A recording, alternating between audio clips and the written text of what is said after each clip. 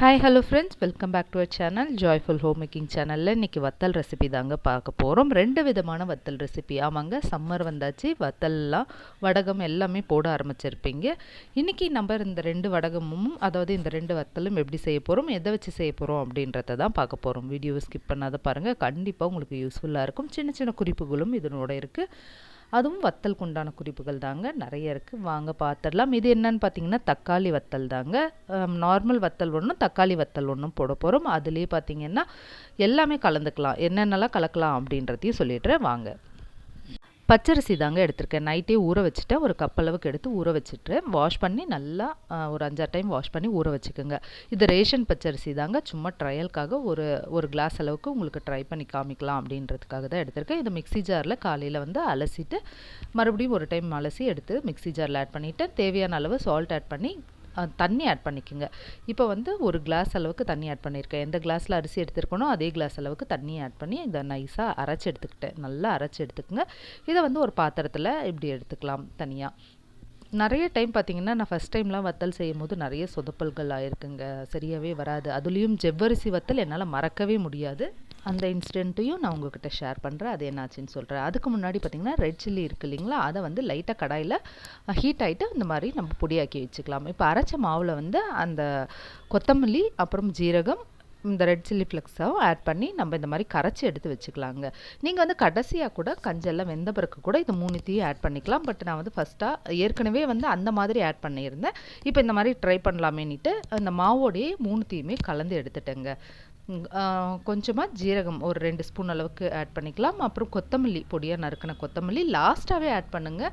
நான் வந்து ட்ரை பண்ணுறதுக்காக இந்த டைம் ஃபஸ்ட்டு ஆட் பண்ணி பார்க்கலாம் அப்படின்னு ஆட் பண்ணேன். இந்த பாருங்கள் கட்டி கட்டுது பாருங்கள், கைவிடாத நம்ம கலரிக்கிட்டே இருக்கணும். அதுக்கப்புறம் பார்த்திங்கன்னா நான் தண்ணி சொல்ல மறந்துட்டேன்.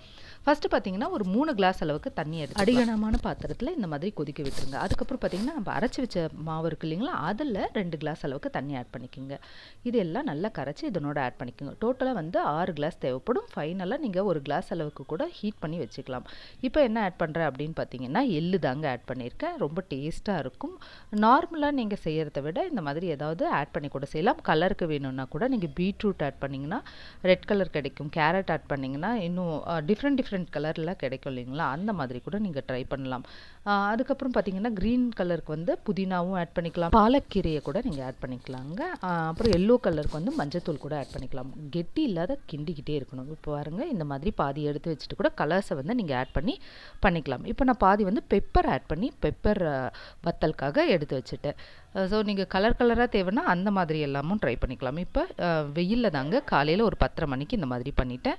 காலையில் ஒரு 10 o'clock ஊற்றுனாங்க. ஈவினிங் எடுத்துகிட்ட பிறகு அதை எடுத்த வீடியோ என்னால் எடுக்க முடியல. அந்த ஷாலை வந்து திருப்பிட்டு தண்ணி தெளித்து எடுத்து ஒரு பிளேட்டில் வச்சுட்டேன். அடுத்த நாள் மறுபடியும் சன்லைட்டில் பிளேட்லேயே வச்சு நான் பால்கனிலே வச்சுட்டேன். இதுக்கப்புறம் பார்த்திங்கன்னா நல்லா காஞ்சி இருந்தது.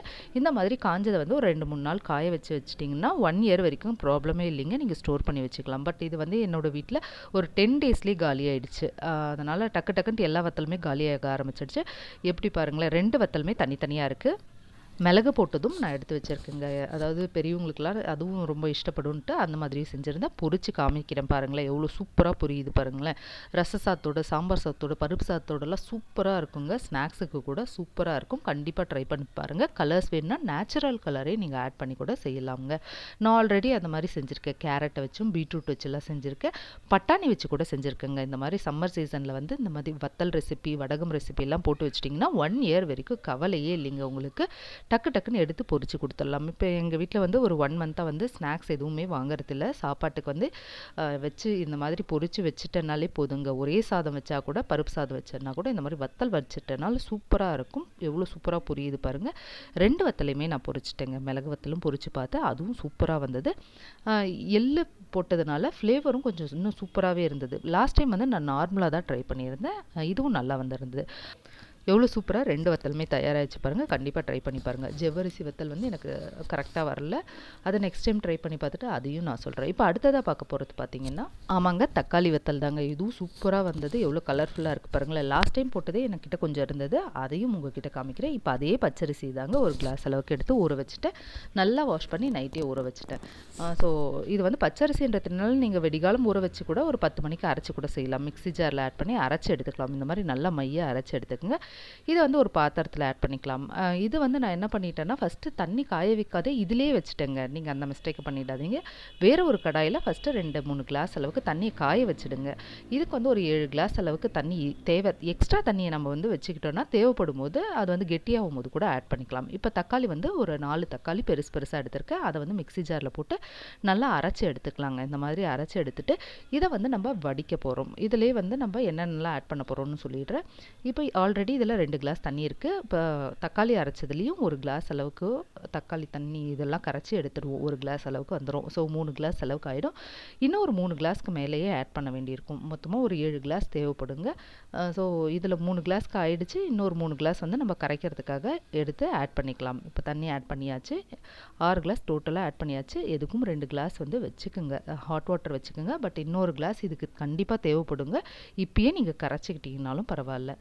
இப்போ வந்து நல்லா இந்த மாதிரி பாருங்களேன், நான் கேஸில் வச்சுட்டேங்க. ஃபஸ்ட்டு இந்த மாதிரி அடி பிடிக்காத கலந்துக்குங்க. அதுக்கு தான் சொல்கிறேன், இந்த தண்ணி இதனோட ஆட் பண்ணுறத விட ஒரு அடிகனமான பாத்திரத்தில் ஒரு 3 கிளாஸ் 4 கிளாஸ் அளவுக்கு தண்ணியை வந்து ஹீட் பண்ணிவிடுங்க. அதுக்கப்புறம் இதை வந்து கலந்து அதனோட கொதிக்கிற தண்ணியில் ஆட் பண்ணிங்கன்னா அந்த கட்டி கட்டாத நிற்கும். அந்த இதுவை ஃபாலோ பண்ணிக்கோங்க. பிக்னஸாக இருந்தால் தான் இந்த மாதிரி பண்ணலாம். ஏன்னா நிறைய எக்ஸ்பீரியன்ஸ் இருக்கவங்க இந்த மிஸ்டேக் பண்ண மாட்டாங்க. ஏன்னா எனக்கும் வந்து என்னோடய அம்மா தான் வருஷம் செஞ்சு கொடுத்துருவாங்க.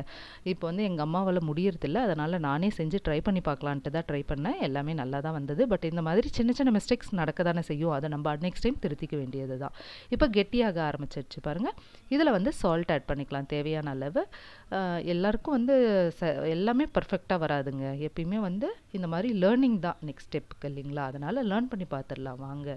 இப்போ வந்து ரெட் சில்லி ஃப்ளக்ஸ் ஆட் பண்ணிக்கலாம். உங்களுக்கு இது தேவையில்லைன்னா மிளகாவை அரைச்சி கூட நீங்கள் அந்த மாவோட மிளகாவை அரைச்சிக்கலாம். பச்சை மிளகாய் வேணால் அந்த மாதிரி கூட செஞ்சுக்கலாம். இப்போ இது வந்து தேவையான அளவு, அதாவது நான் வந்து ஒரு 2 ஸ்பூன் அளவுக்கு ஆட் பண்ணியிருக்கேன்.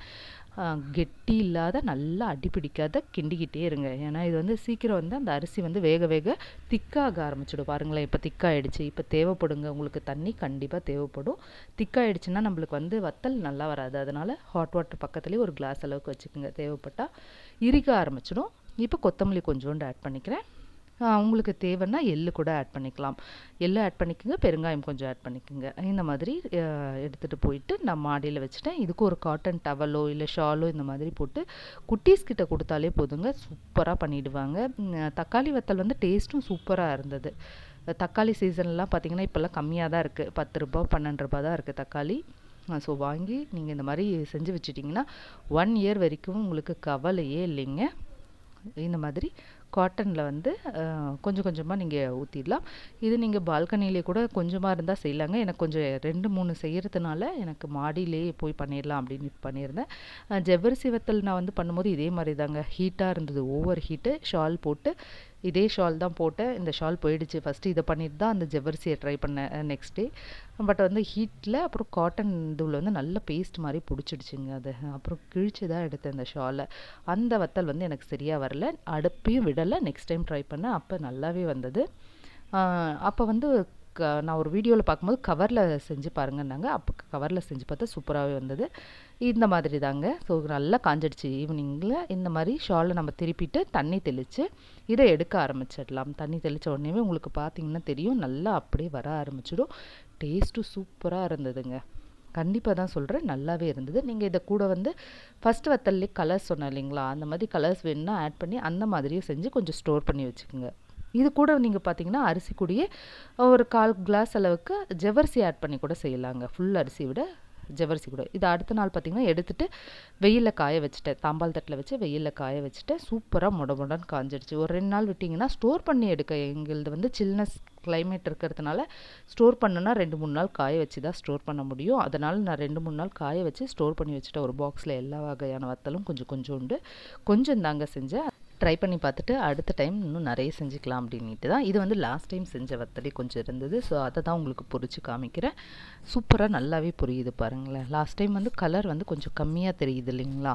ஆமாங்க, அது வந்து கொஞ்சம் கம்மியாக போட்டுட்டேன் தக்காளி, அதனால் அந்த மாதிரி இருக்குது. பட் சூப்பராக இருந்தது வத்தல். அதுவும் கண்டிப்பாக ட்ரை பண்ணி பார்த்துட்டு எப்படி இருந்ததுன்னு சொல்லுங்கள். இன்றைக்கி பார்த்த இந்த வத்தல் ரெசிபியை கண்டிப்பாக இந்த சம்மருக்கு ட்ரை பண்ணி பாருங்கள். இது மட்டும் இல்லைங்க, நிறைய வத்தல் ரெசிபி அப்புறம் வடகு ரெசிபி எல்லாமே நம்மளோட சேனல் ஆல்ரெடி போட்டிருக்கு. Kitchen tips, cleaning tips, self, best out of waste, craft அப்படின்ட்டு குக்கிங் நிறைய வகையான குறிப்பு வகைகளும் போட்டிருக்கேன். உங்களுக்கு டைம் கிடைக்கும் போது அதுவும் போய் விசிட் பண்ணி பாருங்கள்.